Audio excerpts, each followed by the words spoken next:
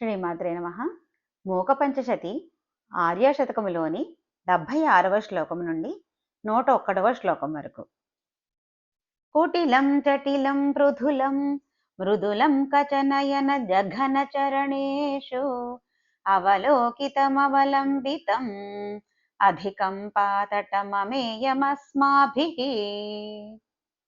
ప్రత్యంముఖ్యా దృష్ట్యా ప్రసాదదీపాంకురేణ కామాక్ష్యాః పశ్యామి నిస్తులమహో పచేలిమం కిమపి పరశివోల్లాసం విద్యే విధాతృవిషయే కాత్యాయిని కాళికామకోటికలే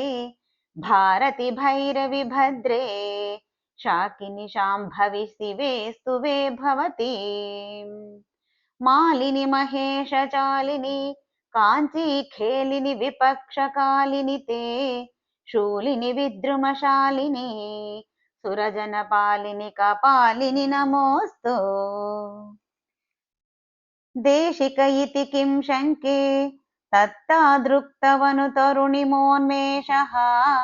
కామాక్షి శూలపాణేః కామాగమ సమయ తంత్ర దీక్షాయాం వేదండ కుంభడంబర వైతండిక కుచ భరార్తమధ్యాయ కుంకుమరుచే నమస్యాం శంకర నయనామృతాయ రచయామః అధికాంచితమణికాచన కాంచీమధి కాంచి కాంచిదద్రాక్షం అవనత జనానుకంపాం అనుకంపానుకూలమస్మదనుకూలాం పరిచిత కంపాతీరం పర్వతరాజన్య సుకృత సన్నాహం పరగురు కృపయా వీక్షే పరమశివోత్సంగ మంగళాభరణం దగ్ధమదనస్య శంభోః ప్రథీయసిం బ్రహ్మచర్య వైదగ్ధీం తవ దేవి తరుణమశ్రీ చతురిమపాకో న చక్షమే మాతః మదజలతమాలపత్రా వసనితపత్రాకరాధృతఖనిత్రా విహరతి పులిందయోషా గుంజాభూషా ఫణీంద్రకృతవేషా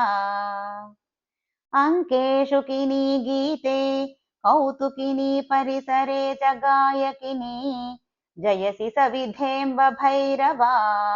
మండలినీ శ్రవసి శంఖకుండలినీ ప్రణత జనతాపవర్గా కృతరణ సర్గా ససింహ సంసర్గా కామాక్షి ముదిత భర్గా హతరిపు వర్గా త్వమేవ సా దుర్గా శ్రవణచలద్వేదండ సమరోద్దండాద్భుతాసురశిఖండ దేవి కలితాంత్రషండ ధృతనరముండా త్వమేవ చాముండా ఉర్వీధరేంద్రకన్యే దర్వీభరితేన భక్తపూరేణ గుర్వీమకించనార్తిం ఖర్వీకురుషే త్వమేవ కామాక్షి తాడితరిపు పరిపీడన భయహరణ నిపుణ హలముసల క్రోడపతి భీషణముఖీ క్రీడసి జగతి త్వమేవ కామాక్షి స్మరమథనవరణలోలా మన్మథహేలా విలాసమణిశాల కనకరుచి శౌర్యశీలా త్వమంబ బాలా కరాబ్జధృతమాలా విమలపటీ కమలకుటీ పుస్తక రుద్రాక్ష శస్తహస్తపుటీ కామాక్షి పక్ష్మలాక్షి కలిత విపంచి విభాసి వైరించి కుంకుమ రుచి పింగమసృక్ పంకిల ముండాలి మండితం మాతః జయతి తవ రూపధేయం జపపట పుస్తక వరాభయకరాబ్జం కనకమణి కలిత భూషాం కాలాయస కలహ శీలకాంతి కలాం కామాక్షి శీలయే త్వాం కపాల శూలాభిరామ కరకమలాం लोहितमपुञ्जमध्ये मोहितभुवनं मुदा निरीक्षन्ते वदनं तव कुचयुगळं काञ्ची सीमाञ्चकेऽपि कामाक्षी जलधिद्विगुणितहुतवः दिशादिनेश्वरकलाश्विनेयदलैः नलिनैर्महेशि गच्छसि